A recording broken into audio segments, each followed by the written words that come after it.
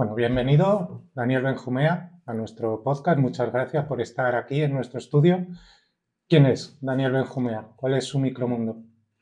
¿Qué tal? Pues nada, un placer estar aquí con vosotros compartiendo este buen rato y bueno, pues ¿quién es? ¿Quién es Daniel Benjumea? Pues Daniel Benjumea es un tipo que hace un montón de cosas en su vida en general y bueno, pues hoy aquí vengo como lo que me habéis pedido, ¿no? Como lo que soy, como responsable o jefe de dotación de bomberos. Y bueno, pues por aportar lo que se pueda, ¿no? Desde mi posición. Así. ¿Cómo llega esa pasión ese encanto por la profesión de bombero? ¿Cuándo nace o cuándo decides tú de ser o dedicarte a ser bombero? Pues mira, curiosamente, casi todos los compañeros que están en la profesión, muchos de ellos tienen familiares ya que vienen del cuerpo, ¿no? Esto es casi como la Guardia Civil. Hereditario, Sí, ¿no? como se suele decir, lo traen en los genes, ¿no? Pero en mi caso no tengo esa historia familiar. Y bueno, pues curiosamente yo caí en un colegio en el que no teníamos dónde hacer deporte en la clase de gimnasia y nos llevaban a las pistas de atletismo. Entonces, claro, yo allí con 17, 18 años ya, pues prácticamente terminando los estudios del COU en aquella época, yo iba a las pistas de atletismo por la mañana y veía a unos tipos fortísimos allí entrenando, subiendo la cuerda y yo decía, pero bueno, ¿a qué se dedica esta gente, no? Y yo en aquel momento pues también hacía mucho deporte, yo practicaba ciclismo y siempre me ha gustado mucho hacer eso, mucho deporte, mucha actividad y demás, y he sido siempre muy inquieto. Y algo sí que tenía como que muy claro y era que mi profesión no iba a ser como de estar sentado en un sitio parado mucho tiempo, ¿no? Total, que en una de estas pues hablé con estos tipos que estaban por allí y me dijeron, no, pues es que estamos opositando para bombero. Y dije yo, oye, esto tiene buena pinta. Esta es la mía, dijiste, ¿no? Tiene buena pinta. Y bueno, tan buena pinta tenía que ahora ya lo puedo decir, me saltaba alguna de las clases del instituto para irme a entrenar allí con ellos. Así que, bueno, y ahí empecé. Esas eran mis pellas, no eran para hacer cosas malas, eran para empezar a prepararme la oposición. Y nada, pues ahí empecé a cogerle un poco el gusto. Y no pasó mucho tiempo hasta que entré, porque entré muy jovencito, entré con 21 años, o sea que me lo tomé como muy en serio. Así que... ¿Y cómo es ese proceso de oposición? ¿Cómo es? O sea, 24/7, pum, dando entrenamiento teórico, todo, hasta que llega el día, ese único día, o son varios días, ¿cómo funciona? En el cual tenés que estar al 300%. Pues sí, la verdad es que es un proceso duro porque además... Es duro por todo, porque además supone casi una dedicación exclusiva. Yo en aquel momento, por ejemplo, cuando yo me presenté, sí que es verdad que lo compatibilizaba pues, con los típicos trabajos temporales, ¿no? de socorrista y cosas así, porque si no, la verdad es que me hubiera costado muchísimo más. He tenido suerte, o tuve suerte en aquel momento de que tenía buenos mentores, tuve apoyo de profesionales que ya eran bomberos y que me ayudaban a prepararme tanto físicamente como a nivel de temario. También iba a una academia y demás. Pero bueno, en sí el proceso es un proceso duro. Al final son muchos exámenes, hay que pasar un examen teórico bastante consistente, ¿no? Porque tienes que saber pues, de leyes, normativa, temarios específicos. En casi todos los servicios de bomberos, además, te piden que conozcas un poco la geografía, ¿no? Del lugar donde vas a trabajar. Pues al final tienes que conocer el entorno, ¿no? Luego tienes tus pruebas físicas. Casi todas las pruebas ahora mismo en bomberos son de bombero conductor, con lo cual tienes que tener todos los carnets de conducir y aparte pasar una prueba de conducción, porque da mucha versatilidad. O sea, el que todos los integrantes sean bomberos conductores da la posibilidad de que todo el mundo pueda manejar vehículos pesados, ¿no? A eso le tienes que sumar un psicotécnico, tienes que sumarle unas pruebas médicas también bastante exhaustivas, en las que, bueno, pues el reconocimiento médico tienes que estar casi perfecto y te lo juegas todo a una, claro. Ese es el problema, ¿no? Que muchas veces, yo antes de entrar, pues justo en una oposición me quedé de 50 plazas el 52 y en otra de 3 plazas el cuarto. Y ya la siguiente entré. A la tercera la vencida. A la tercera la vencida. Solo había 3 plazas. Sí, ¿Cuántos se presentaron?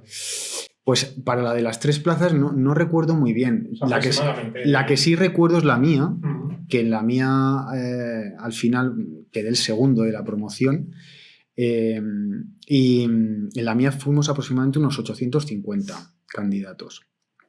Y ahí entraron 52. No, en mi promoción fuimos 24. O sea, de 850 aproximadamente quedamos 24. ¿De verdad? Sí. ¿Tanto? O sea, es frustrante, ¿no? Sí. Pero aparte tenés que estar al 100%. Yo siempre pienso en el tema de las oposiciones y digo, si ese día tenés fiebre, es como que estás 4 años preparándote para ese día y justo ese día tenés fiebre. Y aparte, esa cantidad es bestial, es un porcentaje muy pequeño que entra, ¿no? Salen pocas plazas, o sea, digamos que el cuerpo de bomberos no es como, por ejemplo, la Policía Nacional o otros cuerpos, ¿no?, de seguridad.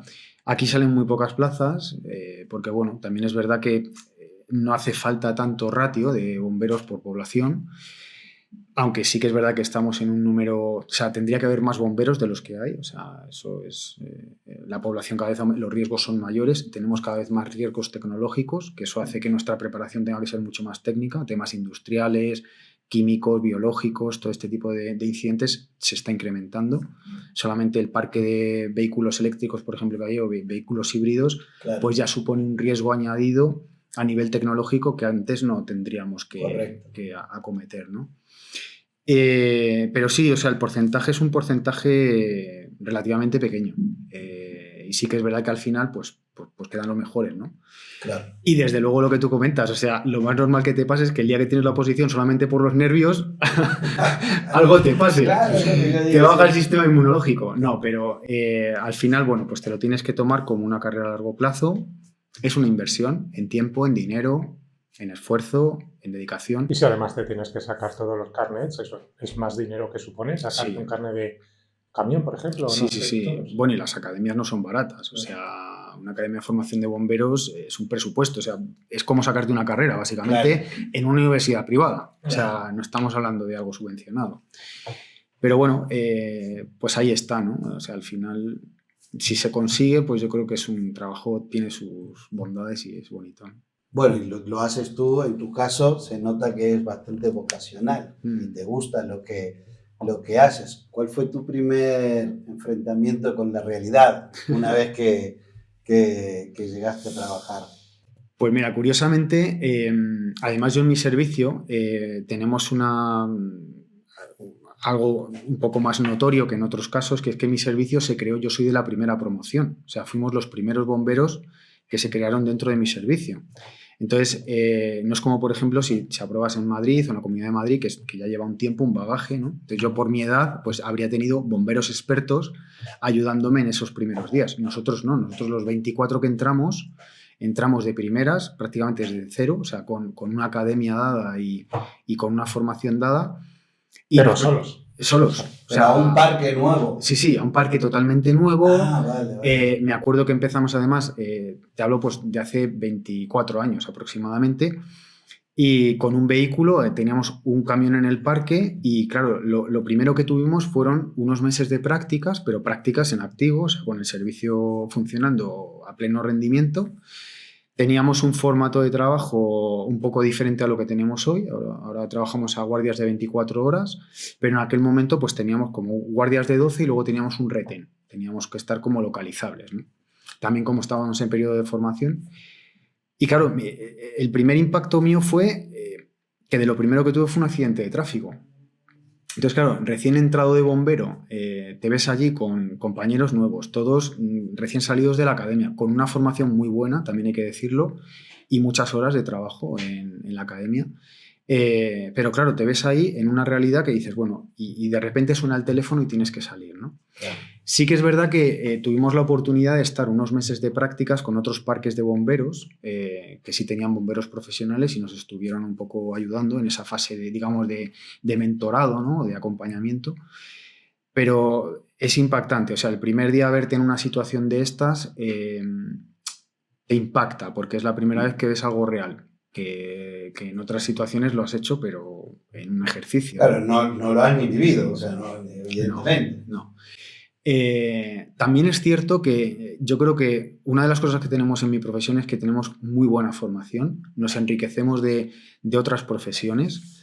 Pues por ejemplo, en riesgo eléctrico tenemos muchos de los distribuidores principales de electricidad en España son los que nos forman a nosotros en temas de riesgo eléctrico, por ejemplo, ¿no? O en riesgo nuclear, pues tenemos, yo en mi caso, las centrales nucleares donde yo trabajo, pues nos forman a nosotros también, ¿no? Entonces, al final tienes tan buena formación que parece mentira, luego llegas allí y es como que sale, ¿no? Ahí, Claro. entonces, bueno, pues, pero sí, eso fue mi primer impacto, fue encontrarme, nada más entrar, un accidente de tráfico.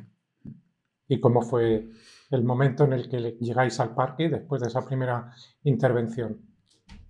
Pues la verdad es que sí que te lo llevas puesto, como se suele decir, ¿no? O sea, esos primeros encuentros que tienes, ¿no?, con esas situaciones, sí que te las llevas un poco puestas encima. Yo por lo menos, ¿no?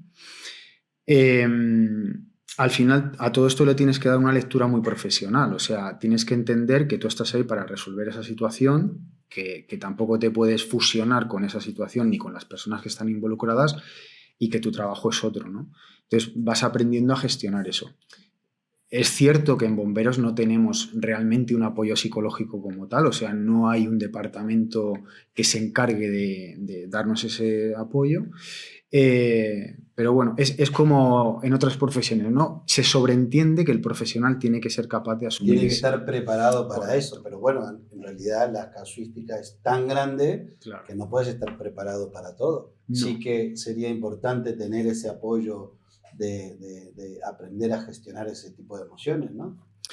Sí, la verdad es que, bueno, las emociones es que en mi trabajo juegan un papel fundamental, tanto las propias como las de los demás, ¿no? Porque al final no hay que perder de vista que el comportamiento que tienen otras personas en una emergencia depende de esas emociones que tengan, ¿no? Todos hemos visto el típico vídeo este que se ve muchas veces por televisión o en las redes sociales, que suena una alarma en un centro comercial y hay gente que sigue comprando y hay gente que sale corriendo. Entonces, claro, la reacción del ser humano ante una situación de emergencia pues es muy diversa, ¿no? Entonces la emoción siempre está ahí.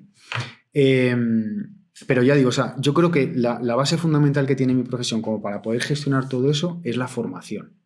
O sea, cuando una persona tiene un amplio conocimiento de lo que está haciendo, entiende lo que está ocurriendo, entiende dónde está el riesgo, dónde está el problema, dónde puede estar la posible solución, o sea, entiende todo el entramado donde está metido esa situación, yo creo que esa emoción se gestiona de otra manera.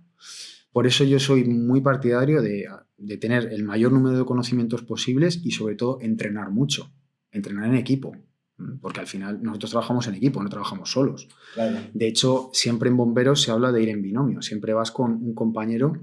Entonces, es fundamental el conocimiento, pero sobre todo el entrenamiento, porque es el que te va a dar automatización en la ejecución de cosas, ¿no? Van a salir como directamente. ¿Y Claro. cómo es el día a día de un bombero? O sea, tendréis mucha parte de formación, ¿no? Como has comentado, pues toda la parte de coches eléctricos, ahora os tendréis que estar formando, os habréis tenido que formar en todo eso. ¿Cuánta parte, digamos, hay de formación? ¿Cuánta de entrenamiento? ¿Cómo podría ser el día a día de un bombero? Pues, a ver, cada servicio más o menos tiene un poco estructurado su horario de trabajo, pero hay como algunos denominadores comunes en todos los casos, y es la revisión diaria del material, eso es fundamental. O sea, todos los equipos tienen que estar en perfecto estado de funcionamiento, con el combustible en su nivel adecuado, sus pruebas hechas, los equipos de aire de respiración con el aire apropiado y con un consumo, o sea, garantizando un consumo mínimo de todo el personal con un número de bares, las botellas de aire, los vehículos perfectamente probados, o sea, todo tiene que estar en listo para salir, ¿no? Todos los días se hace una prueba de materiales. A partir de ahí, pues bueno, depende un poco el día, la jornada, pues tienes una formación con unas prácticas que normalmente en mi servicio como se estructura es por la temporada del año. Pues si tenemos una temporada que preveemos que el mes que viene ya empiecen incendios forestales, pues trabajamos más sobre temas de incendios forestales. Si empezamos con tema de abejas, por ejemplo, pues trabajamos más con temas de apicultura. Si vemos que es tema de pues, operación salida, cosas así, pues trabajamos más protocolos de accidente de tráfico. En esas maniobras a veces incluso participan otros servicios, vienen sanitarios y hacemos maniobras conjuntas. Policías, sanitarios. Eso es. Y bueno, pues luego a partir de ahí, pues hay veces que hay que hacer algunas tareas de mantenimiento de equipos, pues lo que son mantenimientos normales, ¿no? Del propio equipo en sí, de los que recomienda el fabricante y que hay que tener en buen estado. Y luego, pues bueno, pues tenemos nuestro horario de deporte, nuestro horario libre, el horario de comidas y demás, ¿no? También es verdad que al final nuestro trabajo, tú puedes tener calendarizado una serie de cosas a hacer, pero si suena Suena la sirena ya, y cómo es, o sea, tú tienes 24 horas, Sí. ¿verdad? O sea, en esas 24 horas tienes que estar listo para salir, aunque estés haciendo En la ducha. En la ducha, Sí. ¿no? Y suena la alarma y ahí todos al mismo tiempo, pum, pum, y cada uno ya sabe dónde va sentado, cuál es su función, quién conduce, todo eso ya lo Sí. tienen previsto. Sí. Eso, una vez que tú entras por la mañana a trabajar, bueno, de hecho, nosotros ahora mismo, en la era digital que estamos, ya tenemos aplicaciones móviles en las que tú tienes calendarizado todo tu turno durante todo tu año. O sea, tú sabes los días que te toca durante todo el año tu guardia, sabes con quién vas a trabajar y además sabes en qué posición vas a trabajar. O sea, yo sé, bueno, yo en mi caso, como tengo mi puesto de jefe de dotación, no cambia, pero los bomberos van rotando. Un día están de conductor, otro día bombero 1, bombero 2, bombero 3, bombero 4. Entonces, en función del número que tú tengas asignado ese día, tienes un vehículo asignado y tienes unas tareas asignadas. Claro. Porque luego todos los protocolos, o sea, si hay un incendio en vivienda, si hay un derrame de mercancías peligrosas, lo que haya en ese caso, cada uno tiene su propia función y Claro. lo sabe desde primera hora del día. ¿Alguna vez os habéis enfrentado a una situación a la que hayáis dicho, ostras, para esto no estábamos preparados?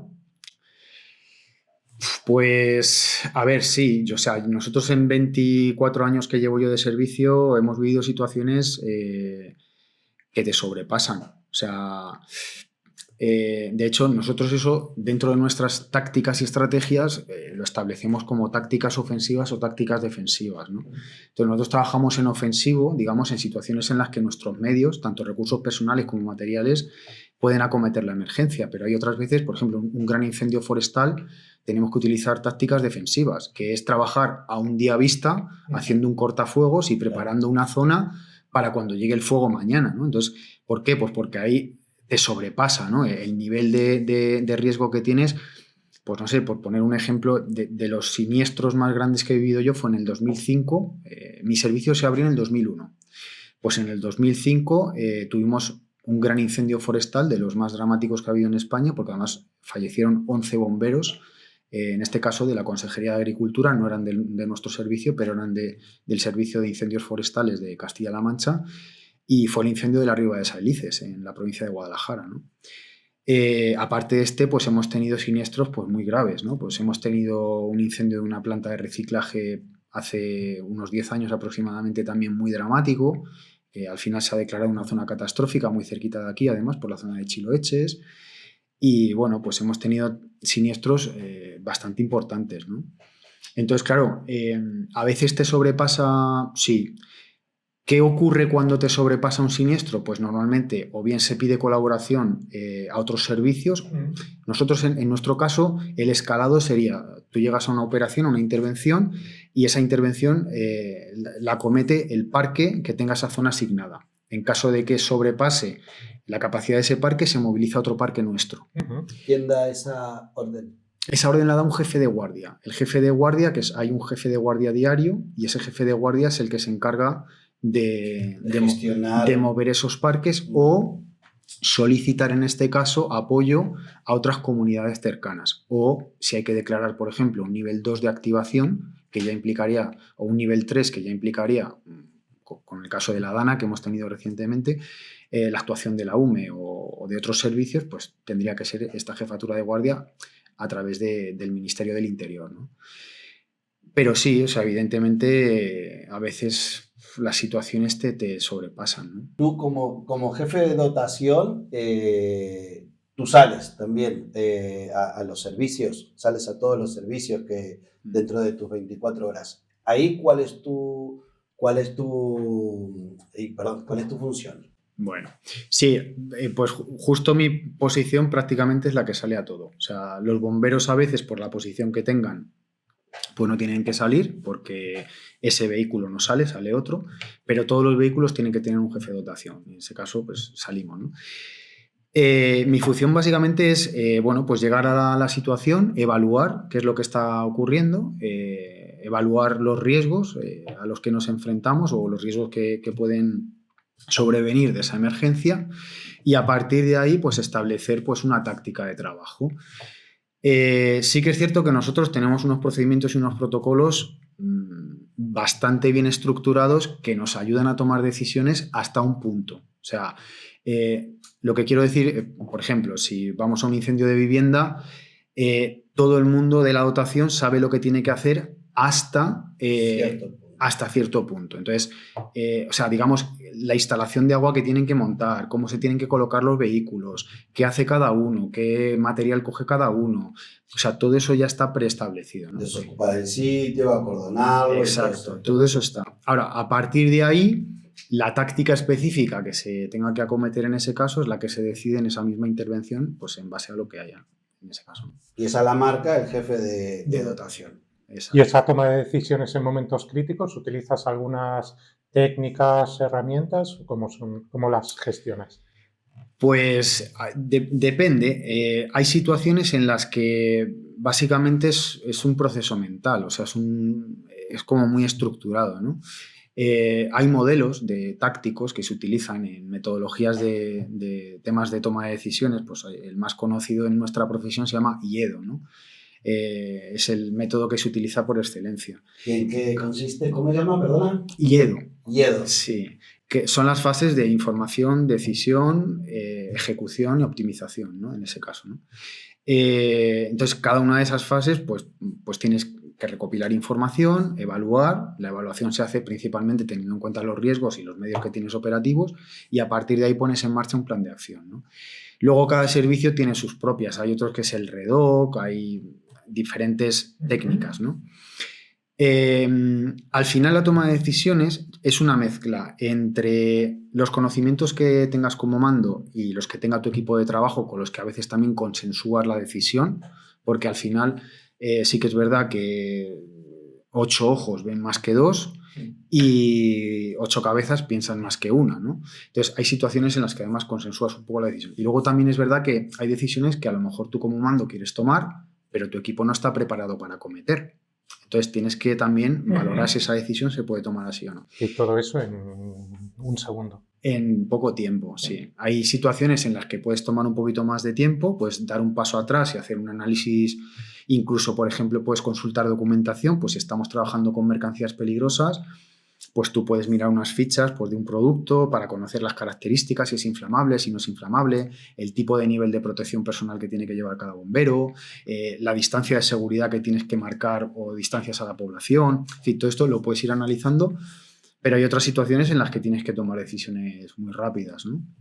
Y bueno, pues eso va a depender un poco del tipo de siniestro. ¿Tú siempre estuviste en el mismo parque? Nosotros vamos rotando. Vamos rotando. Y tú has comenzado y has llegado a ser jefe de dotación. ¿Cómo es ese camino hacia ser jefe de dotación? Pues bueno, aquí generalmente todo es por oposición. O sea, tanto el acceso como luego la promoción interna. ¿Ah, sí, también?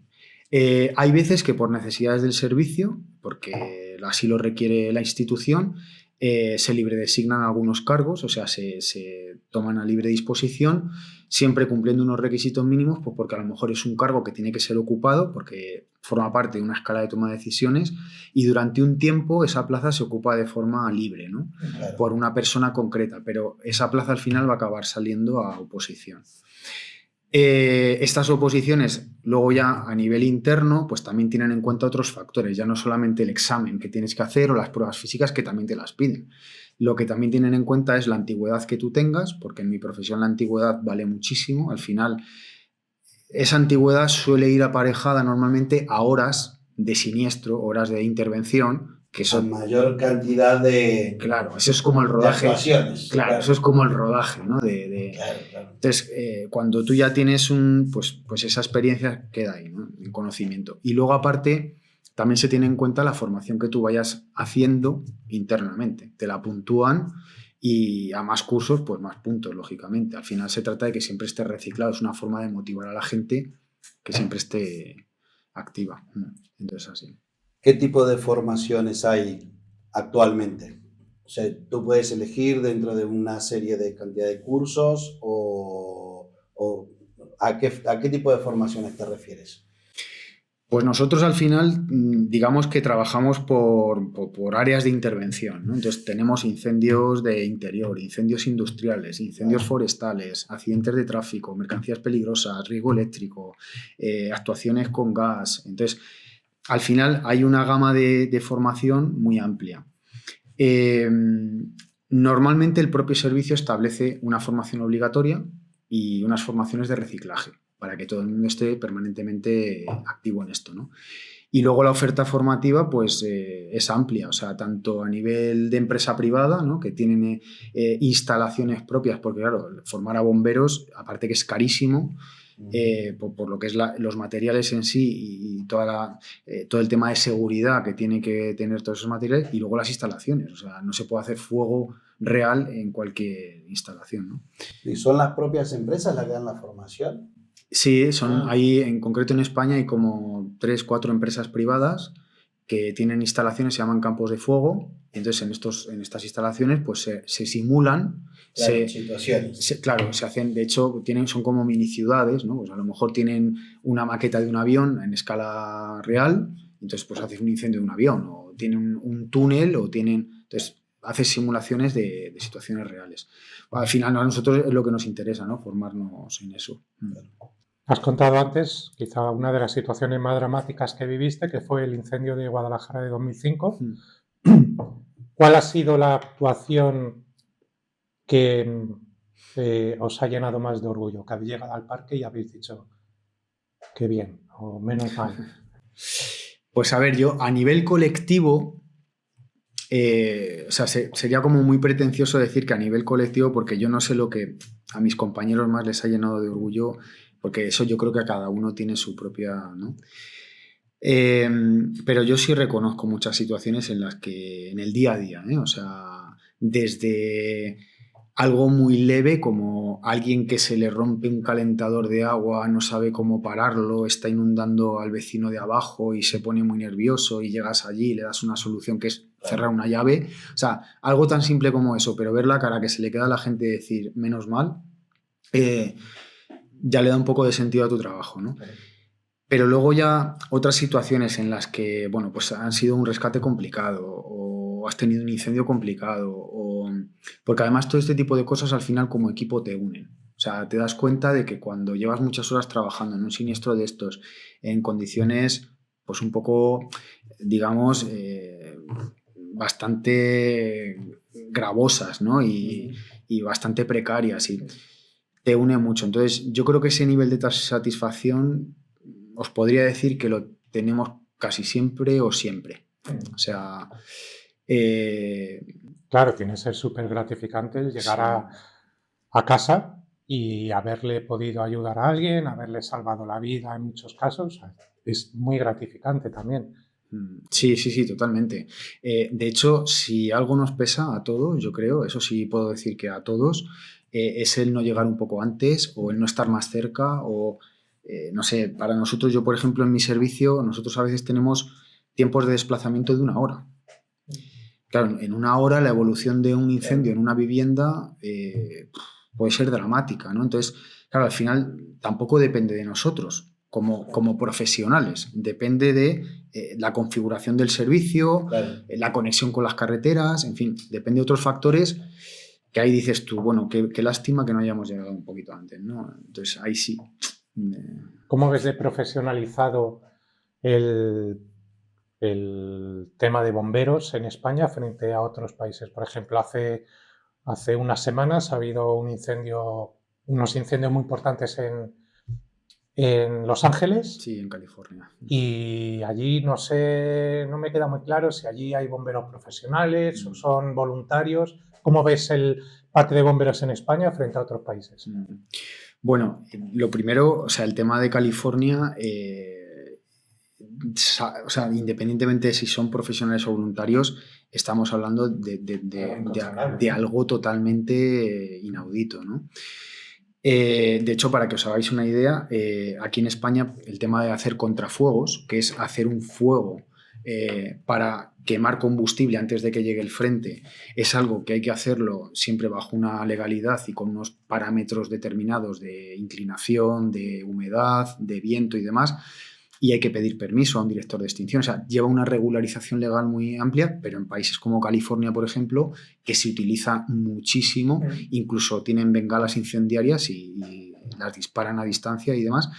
O sea, lo que quiero decir con esto es que haya llegado a esas dimensiones ese incendio no depende tanto de los profesionales que trabajando, sino del propio ecosistema, ¿no? O sea, además, no perdamos de vista, no sé, ahora mismo llevamos, ¿cuánto? Un mes de diciembre que no ha llovido nada, enero tiene una pinta muy parecida, los combustibles están muy secos, cada vez los incendios forestales son mucho más dañinos, o sea, entonces, independientemente de eso, y ya un poco por lo que me preguntabas, España tiene un muy buen nivel de profesionales, creo que no solamente en bomberos, sino a nivel de emergencias en general, desde enfermeros, bomberos, policías, o sea, son cuerpos, la seguridad en España es algo en lo que se invierte mucho, hay muy buenos profesionales, hay mucha vocación, mucha vocación, y además hay muy buena infraestructura, hay muy buenos medios. O sea, yo hoy por hoy habrá servicios, digamos, como con mejores o peores materiales, pero creo que ningún servicio de España tiene un material de segunda, por decirlo así, ¿no? O sea, todos tenemos materiales de primera, ¿no? Entre otras cosas porque los propios distribuidores se encargan de que eso siempre esté... Entonces yo creo que España tiene muy buenos profesionales y muy buenos bomberos. Pero haría falta más todavía, ¿no? Porque sí, que tardéis una hora claro. en llegar a un incendio, tendría que haber algún parque que tardase menos, ¿no? ¿Entiendes? Claro. A ver, al final, la infraestructura... Bueno, nosotros realmente, fijaros, yo creo que todo nace de nuestro propio sistema de protección civil. Tenemos un sistema de protección civil que es como muy joven, ¿no? Pasa como con nuestra Constitución española, que todo la tenemos como muy clara, pero en realidad es un documento muy joven, o sea, tiene muy poquitos años, ¿no? Entonces, ¿qué ocurre? Que ese documento nacional de protección civil, pues todavía es como ese niño que está queriendo andar.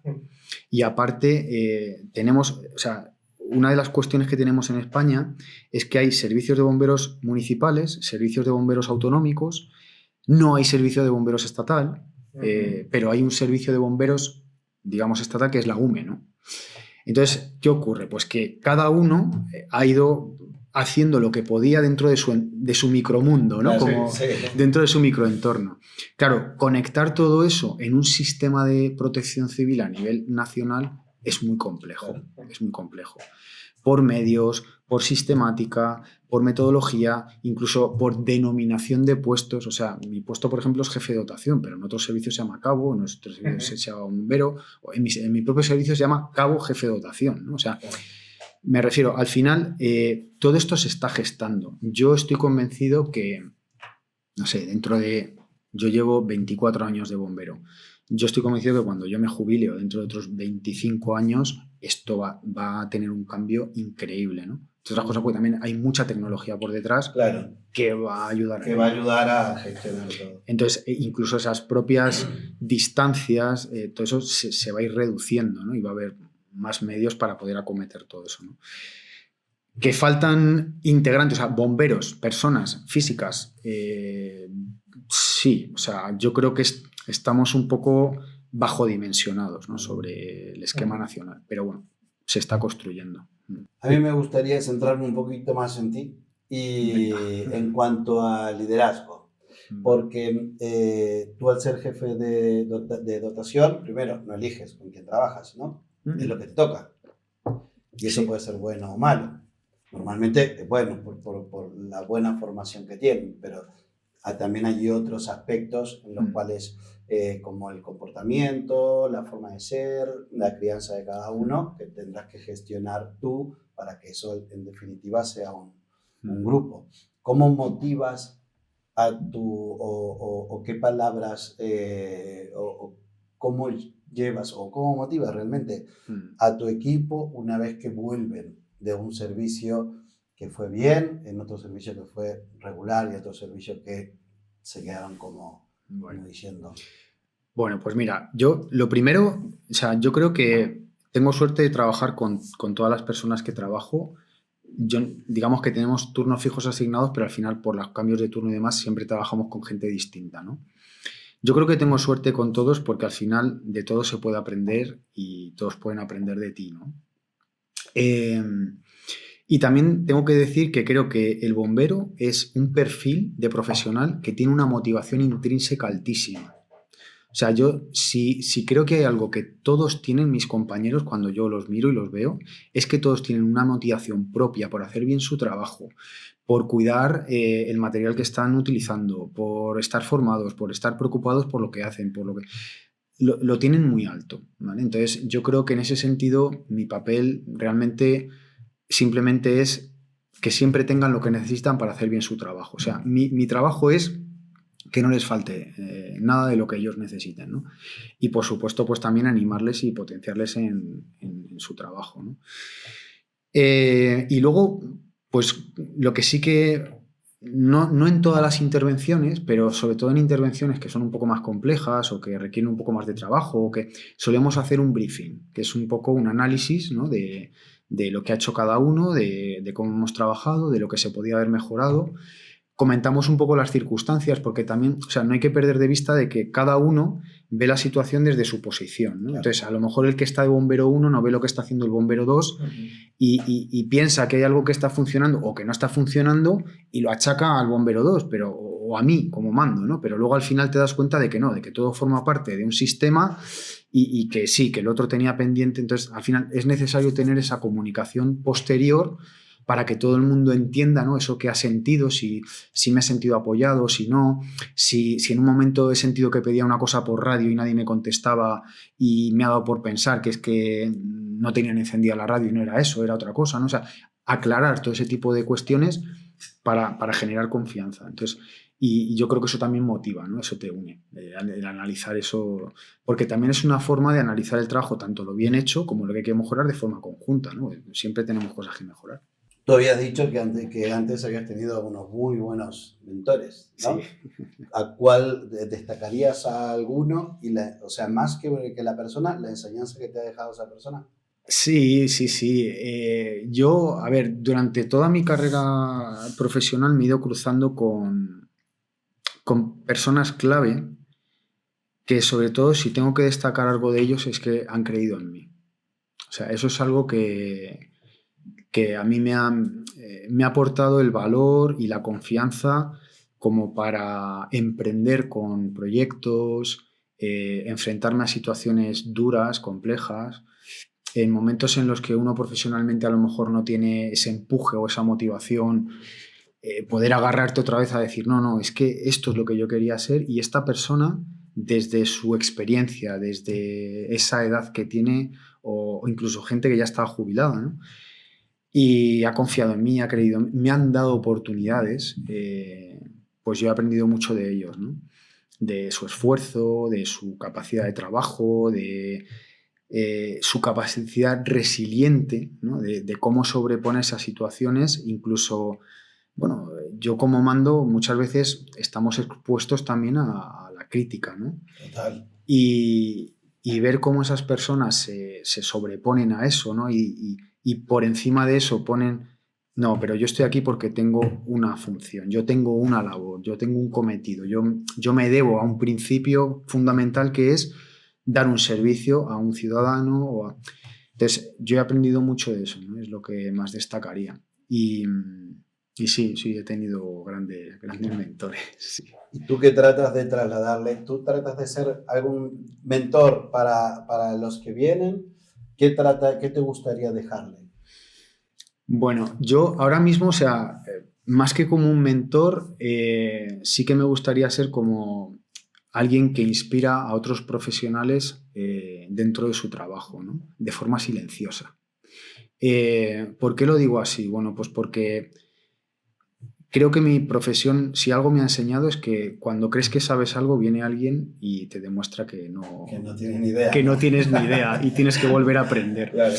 ¿Por qué? Porque es un trabajo muy complicado. Es un trabajo muy complicado y, bueno, pues sí que puede ser que técnicamente llegues a un nivel muy alto, pero siempre hay alguien que sabe más.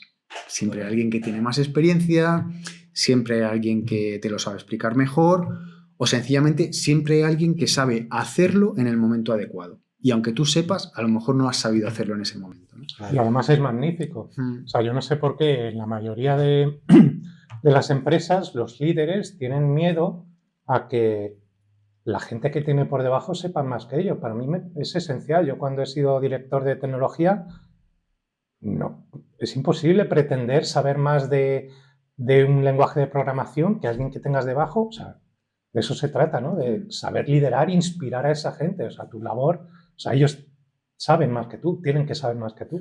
Pero Sí, es sí. verdad que existe ese miedo de los líderes, directores, etcétera, de que haya gente que sepa más que ellos. Claro. Es que realmente, no sé, es como un director de orquesta, ¿no?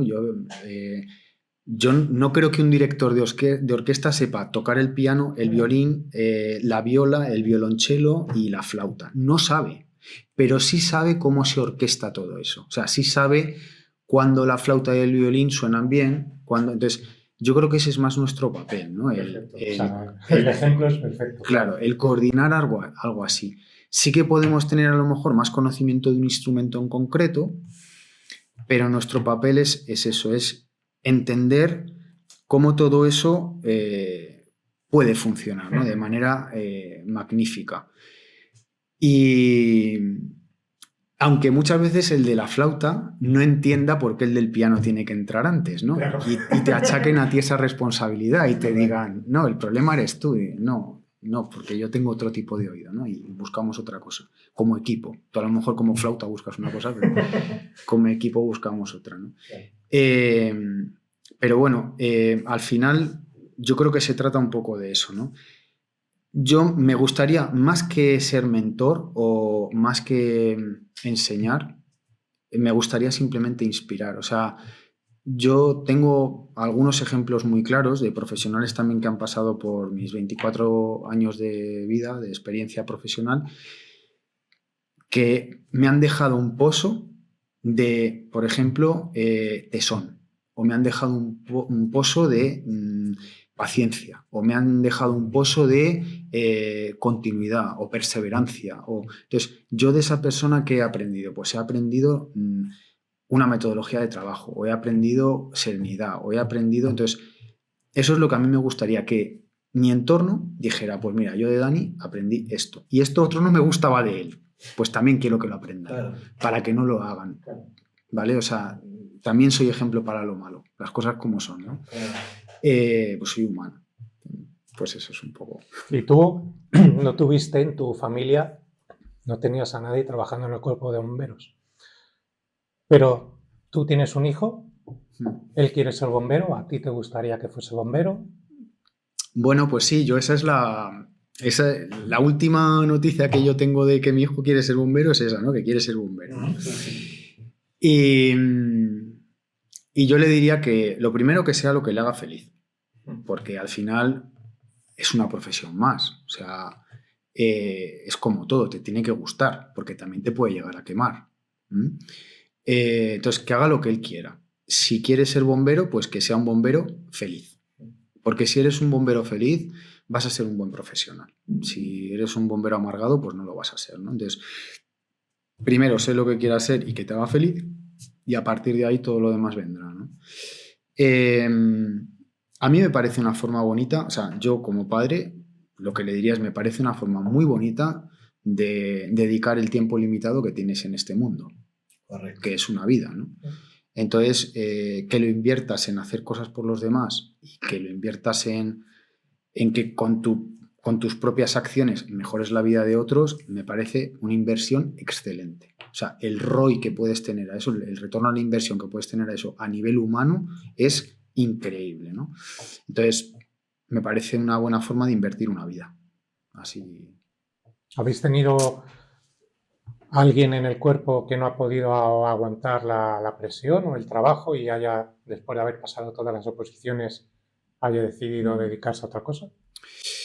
No, pues como tal, no. La verdad es que, no sé, yo creo hasta ahora, y por todas las promociones que han ido pasando en mi servicio, ahora de hecho hay una promoción que han salido 35 plazas porque van a abrir un parque nuevo. Y se presentan 4.000. Y se presenta un montón, y qué montón además, porque Claro, el nivel que hay cada es, vez mejor preparado, te podrás ¿no? imaginar, Claro. sí, totalmente. Ahí sí que entra la élite de la élite. Sí, total.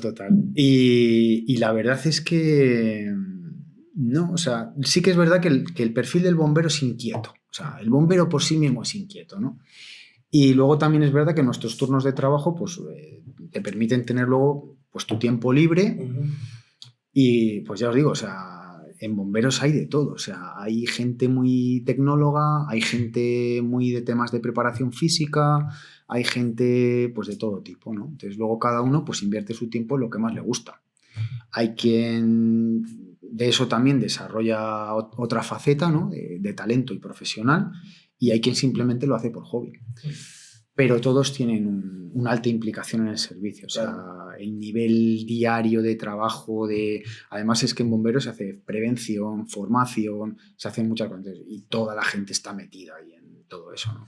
Pero aparte con la selección tan exhaustiva que se hace, es muy difícil decir tú no sirves para esto, porque si no sería un fracaso para el sistema en general, porque de 800 que entren 24 y si uno de esos 24 no funciona o no sirve, va a matarlo. Claro.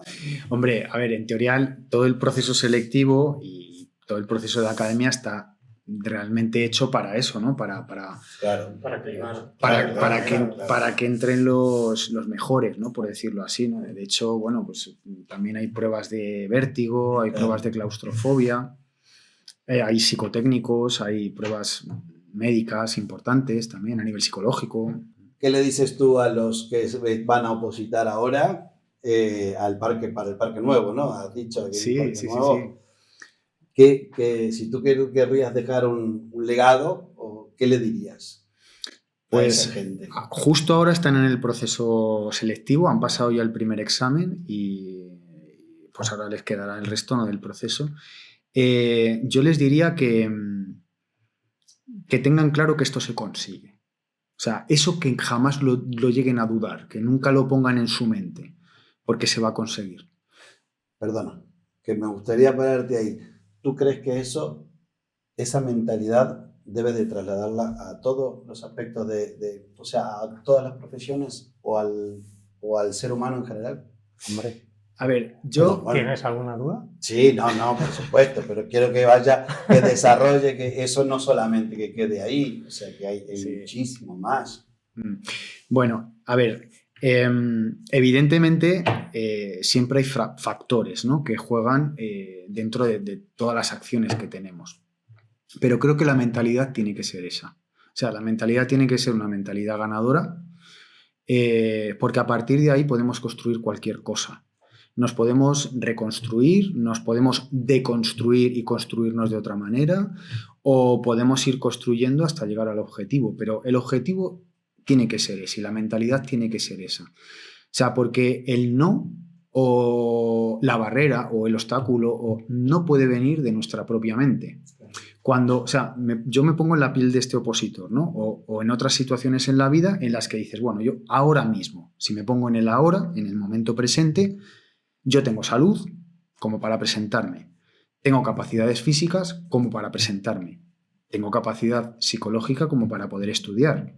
Entonces, de todo lo que depende de mí, ¿hay algo que me diga que no puedo conseguirlo? No. O sea, tengo todas las facultades propias, personales, como para poder conseguir este objetivo. Ahora, ¿de dónde me pueden venir esas barreras, esos obstáculos, esos momentos difíciles, incluso dejar de creer en mí mismo? De fuera. O sea, me van a venir... se presentan 800. Claro, Dani, o de una pregunta de test que no me he aprendido, Claro. o de una lesión que me viene por un tal... Pero ya veré cómo me sobrepongo a eso. Pero el punto de partida tiene que ser que esto se consigue. Y a partir de ahí yo trabajar, ¿no? E identificar en cada momento, pues, qué puedo hacer, qué no puedo hacer, y ir haciendo la lectura. Pero esa mentalidad siempre tiene que estar ahí, siempre. ¿Y el trabajo de bombero qué te ha aportado a ti en la vida personal? Muchas ¿Cómo te ha cosas. mejorado? Muchas cosas. Sobre todo me ha enseñado a apreciar cada décima de segundo que estás vivo. O sea, porque, bueno, justo el otro día no estaba trabajando, pero me encontré un accidente de tráfico, justo fue delante mía y me paré. En este caso, ha sido la primera vez en mi vida que me paro como ciudadano y no como profesional. Y lo viví como ciudadano. Y os puedo asegurar que me sentía impotente de no tener mi equipo y mi equipo de trabajo, o sea, mi camión, Sí, tus herramientas. los bomberos, para poder allí mismo dar una solución al momento. Y como ciudadano viví esos 20 minutos que tardó el camión de bomberos en llegar, esos 20 minutos que tardó la ambulancia en llegar, esos 15 minutos que tardó la Guardia Civil en cortar el tráfico. Entonces, claro, viví eso desde el otro lado. ¿Y cómo haces para aguantar Bueno, el no actuar? Bueno, ahí digamos que hice todo lo que pude dentro de mis posibilidades como ciudadano y con los conocimientos que tenía asistiendo al accidente. Pues Sí, no te quedaste mirando. No, evidentemente. Claro. Lo que quiero decir con esto es que eso que yo como ciudadano vi una vez, yo como profesional lo veo 3 o 4 veces al mes. Entonces, claro, te das un baño de realidad tremendo. Porque sí que es verdad que es una cuestión de estadística, pero cuando tú ves eso muy a menudo, te das cuenta de que eso pasa. Entonces, aprovechas el minuto, el momento presente y valoras la vida pues de otra manera, ¿no? Entonces, para mí es la mayor enseñanza. Dani, ¿cuál es el futuro que ves, que buscas? ¿Cuáles son tus inquietudes fuera de lo que es el mundo de ser bombero? Pues, a ver, yo es que como soy muy inquieto en ese sentido, me encanta la formación, me encanta la tecnología, me encantan las personas, los recursos humanos, me parecen fundamentales, me encanta la psicología. Yo al final como que en mi vida lo he intentado como fusionar todo, ¿no? Y de alguna manera pues estoy metido en bomberos, pero también hago temas de formación, colaboraciones en formación, charlas, ponencias, he escrito algún libro también, ¿no? Y yo al final creo que me estoy construyendo como ser humano en algo que dentro de 10 años o dentro de 15 años o dentro de 20 años será como, tendré como un conocimiento muy amplio de diferentes sectores o ámbitos y eso me permitirá aportar mejores soluciones en diferentes sectores en la vida, ¿no? A personas, a instituciones, a organizaciones. Creo que hoy por hoy lo que estoy haciendo es como compatibilizar todo eso para mejorar tanto o nutrir tanto el campo de bomberos con metodologías y formaciones y cosas que vienen de otros campos, de otros ámbitos, y esos otros ámbitos aportarles pues eso, todo el enriquecimiento de una profesión que vive en la emergencia, en la incertidumbre, en situaciones complicadas, y llevarlo pues a esos otros mundos, ¿no? O sea, a esas otras profesiones o esas otras áreas que no están tan en el día a día con eso, ¿no? Entonces, bueno, soy como, ahora mismo me estoy construyendo como un nexo de unión entre bueno, es lo que hablábamos en cuanto al liderazgo, ¿no? Sí. El liderazgo, o sea, o la actuación o la mentalidad ante las diferentes situaciones tiene que ser siempre de voy a poder superarla, ¿no? Y eso trasladado a todo el mundo es un gran aporte de valor. Claro, al final yo creo que se trata de, me preguntabais antes lo de también qué me ha aportado, ¿no?, a mi vida. Pues yo creo que vivimos una sola vez, pues vamos a vivir intensamente, ¿no?, en ese sentido. Vamos a explotar todo el talento que tengamos, las relaciones humanas, vamos realmente a a conectarlas y a exprimirlas desde la profundidad, no desde la superficialidad, ¿no? Vamos a enriquecernos unos con otros, vamos a crecer como seres humanos y como sociedad. Al final... Y a dejar huella, sobre todo. Claro, efectivamente, porque al final, y sobre todo, mira, hay algo que para mí, tanto mi profesión como las experiencias que he ido viviendo, me han hecho también un poco, que es, siempre tienes que vivir conectado contigo. Porque al final el sentido de tu vida se lo vas a dar tú. O sea, todo lo demás que tienes, o tu trabajo, tu familia, tus amigos, son cosas que tú eliges, o que tú vas eligiendo, o que te van viniendo y tú vas resolviendo, ¿no? Pero al final tienes que hacerte dueño de tu propia vida y construirla. Responsable de tu propia vida. Totalmente. Construirla desde dentro. Dani, ¿por qué le cuesta tanto a la gente hacer eso? ¿Construir su propia vida? No, hacerse responsable de su propia vida. ¿Por qué le echamos la culpa a mil cosas y luego al final, es decir, si yo tengo que cambiar, debo de cambiar yo? O sea, si no me gusta mi trabajo, lo cambio yo, me voy a otro. ¿Por qué nos cuesta tanto tomar ese paso o tomar la rienda de nuestra propia vida siendo tan corta? Bueno, yo porque creo que... fácil. O sea, lo fácil es decir que la culpa es de los demás. No es que no me suben el sueldo, no, es que... No, pues vete a otro lado. O sea, lo fácil es echarle la culpa a lo que es externo a ti. Sí, lo difícil es asumirlo y cambiarlo. Claro, pero yo soy un fiel seguidor de que cuando uno se da cuenta de que el responsable de su propia vida eres tú, te cambia la película totalmente. Hombre, sobre todo, yo creo que, mirad, es muy importante adquirir el empoderamiento propio, ¿no? Sí que es cierto que vivimos en sociedades que atentan un poco contra principios y valores fundamentales del ser humano. O sea, cuando hay mucha gente que prácticamente no tiene como para subsistir o para sobrevivir o para pagar una hipoteca o cosas así, pues evidentemente la capacidad que tienes para poder desarrollar a partir de ahí el talento es compleja, ¿no? Es más complicado. Sí, claro. Uno de los ejemplos que pongo cuando doy formación y hablo sobre temas de liderazgo, no sé si la audiencia lo conocerá, o la pirámide de Maslow, no sé si habéis oído hablar alguna vez de ella. Maslow decía que las necesidades básicas, el alimento, la salud, es lo primero que tiene que tener el ser humano. A partir de ahí construye las relaciones, a partir de ahí construye la seguridad y a partir de ahí ya construye la autoimagen o el autodesarrollo, ¿no? Entonces, claro, yo el planteamiento que hago es, hoy por hoy, en la sociedad tan competitiva que vivimos, ¿cómo una persona va a llegar a su autodesarrollo, que es donde se produce la mayor explosión de talento, de creatividad y de capacidad para poder crear cosas nuevas, desarrollar talento, generar recursos económicos, si no tiene el resto de pilares cubiertos, ¿no? O sea, si resulta que a lo mejor casi no llega a fin de mes, se ha separado o no le va bien con sus amigos o tiene o incluso no tiene problemas de seguridad en cuanto a que no tiene un hogar propio, no sé, mil cosas, ¿no? Claro, tenemos que aprendernos a construirnos al revés, que es lo que tú planteas. Hazte responsable de tu propia vida y empieza por tu autorrealización. ¿Qué haces bien? ¿Qué se te da bien? ¿Qué te apasiona? ¿Qué te haría levantarte a las 5 de la mañana y acostarte a la 1 de la madrugada y así 365 días al año y ser feliz? Porque a través de eso vas a obtener la seguridad y esa seguridad te va a aportar un círculo de amistades. Y eso no te preocupes, que el alimento y el sustento te va a venir solo.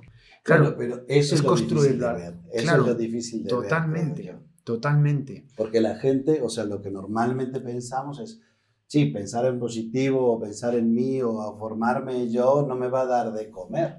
Ya. O sea, cuando en realidad sí, que es lo principal donde uno tiene que empezar. Pero nos crían, ¿no? Nos crían para salir y que digan, este es tu salario, este es tu horario y estas son tus vacaciones. Bueno, sí, quizá. Yo creo que esa filosofía también está cambiando con las generaciones que vienen ahora nuevas, ¿no? Son más inconformes. Bastante más. Sí, está cambiando. Creo que también se le da más valor eso, ¿no? Al tiempo. Realmente... lo dice Pepe Mújica, ¿no? También es un gran... Sí, mi expresidente. Sí. Que compramos el tiempo, ¿no? Para mí el tiempo es el intangible, tangible, más importante, ¿no? Y ya no tanto lo que pagas por ese tiempo, sino en que lo inviertes. Es que eso es lo importante, porque la gente, o sea, si tú tienes tiempo pero lo inviertes en redes sociales en fin, o sea, eso es lo importante, aparte de tener tiempo, es lo que tú has dicho, invertirlo. Claro. Invertirlo en lo que te haga crecer es esencial. Claro. No es gastar ni comerte el tiempo, ni dejar que pase el tiempo, sino realmente decir, bueno, es un regalo que tengo, no sé cuándo se me va a acabar y hasta que se me acabe, ¿qué decido hacer con ello, ¿no? Partiendo de la base que cada uno haga con ello lo que le haga feliz. O sea, Correcto, sí, que al sí, final, sí. si yo tuviera que definir cuál es la fórmula mágica para todo el mundo que vale para haz lo que te haga feliz, ya está. Siempre y cuando no hagas mal a nadie, ¿no? Como siempre respetando a los demás y demás, pero haz lo que te haga feliz. Tú al verte expuesto a tantas situaciones diferentes de riesgo y demás, empiezas a valorar la vida, cambia un poco tu cabeza y demás, pero también hay mucha gente que eso no lo logra ver, ¿no? Es necesario llegar a un punto en el cual tú te veas en una situación extrema, en la cual digas, a partir de ahora voy, ¿no? Es como decir, uy, me detectaron una enfermedad y decir, bueno, a partir de ahora voy a vivir. ¿Por qué no lo hacemos desde un principio? Pues quizá, no lo sé, yo creo que depende mucho, bueno, evidentemente de cada persona, ¿no? Y de cómo, de la conciencia de situación que tenga cada persona, de cómo está viviendo, de qué está viviendo y de cómo le gustaría vivirlo realmente, ¿no? Hay quien ni se plantea estas preguntas. No. Y ya está, ¿no?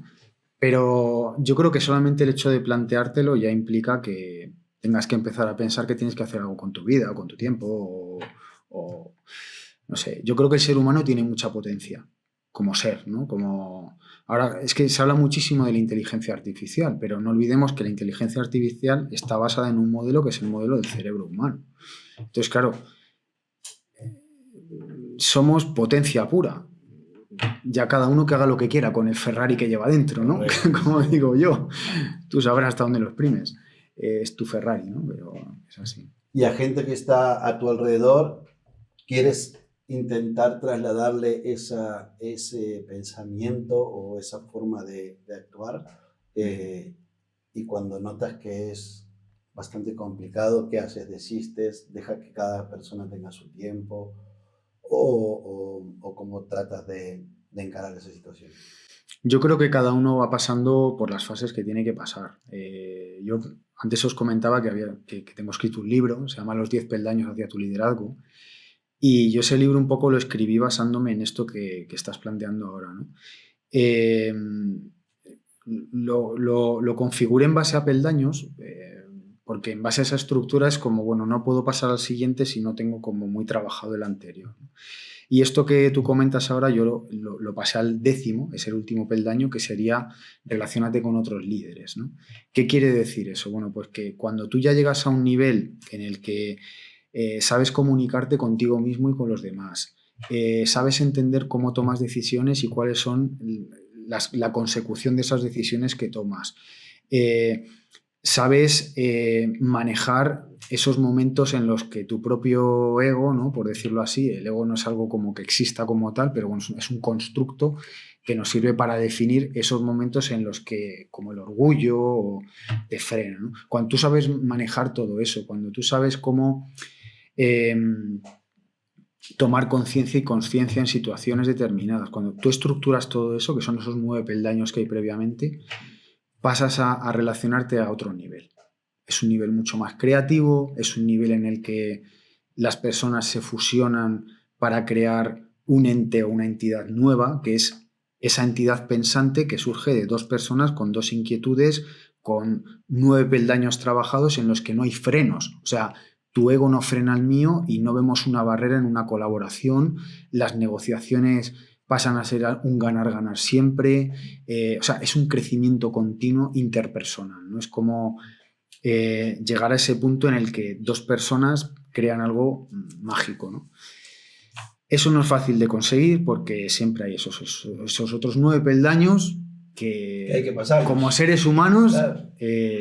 Porque yo puedo estar contigo hablando en unos términos, pero a lo mejor estamos en peldaños distintos y no hacen que eso que pudiéramos conectar se conecte en este momento, ¿no? Que puede ser una idea de negocio o puede ser un nuevo modelo de vida o puede ser una forma de, no sé, de que tú me aportes valor a mi vida y yo a la tuya, o esto que estamos haciendo hoy aquí, ¿no? Que es un intercambio de comunicación de dos mundos totalmente distintos, ¿no? Sí, sí.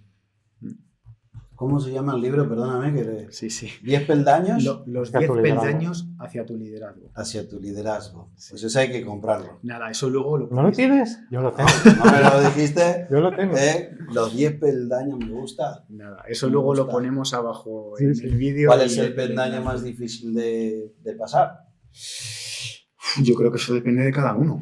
¿El primero o el último? Y bueno, el primero es clave. El primero se llama toma conciencia y consciencia. ¿Por qué es clave? ¿O por qué para mí es clave? Bueno, yo creo que lo primero que uno tiene que entender es dónde está y cómo está, ¿vale? O sea, cómo es mi entorno, qué es lo que tengo a mi alrededor, qué es lo que está ocurriendo, cómo está ocurriendo, en el ámbito que sea, laboral, familiar, individual, personal, y luego cómo estoy yo. O sea, cómo yo me manejo en esa situación, en ese entorno, cómo pienso, cómo siento, porque en base a eso me comporto, ¿no? Entonces, claro, cuando tú empiezas a entender cómo un ecosistema influye en un ser humano y cómo ese ser humano puede influir en ese ecosistema, pues a lo mejor dejas de otorgarle poder al ecosistema sobre la persona o le empiezas a otorgar más poder a la persona sobre ese ecosistema, ¿no? Hay gente que simplemente con trabajar esto que es el peldaño 1 empieza a implementar cambios en su vida increíbles, Claro. porque se da cuenta de que está en un escenario en el que aparentemente se sentía totalmente como una víctima o totalmente inmóvil y de repente se empieza a ver con una cantidad de recursos propios para poder afrontar una decisión, una conversación con su jefe, una decisión de emprendimiento, una inversión que no se atreve a hacer, ¿no? O sea, empieza a ver soluciones donde antes solo veía, pues eso, un escenario que no terminaba de comprender, ¿no? Claro, eso es el peldaño 1. A partir de ahí empiezas a construir, a tomar decisiones, a hablarte, a hablar, en fin, a construir. Bueno, pues Dani, muchísimas gracias por estar con nosotros, por contarnos tu micromundo, que además es enorme, y esperamos contar contigo para hablar de temas de liderazgo, porque es un tema que además de que te encanta, lo dominas, vaya. Pues nada, muchísimas gracias a vosotros por contar conmigo, por tenerme aquí, gracias a la audiencia también, y un placer y nada, encantado de volver a hablar de liderazgo. Volverás. Agradecerte muchísimo el trabajo que haces también y luego la parte que nos vas a aportar muchísimo, que es esa parte de liderazgo y mentalidad. Te deseamos lo mejor y muchísimas gracias por estar aquí. A vosotros, un placer.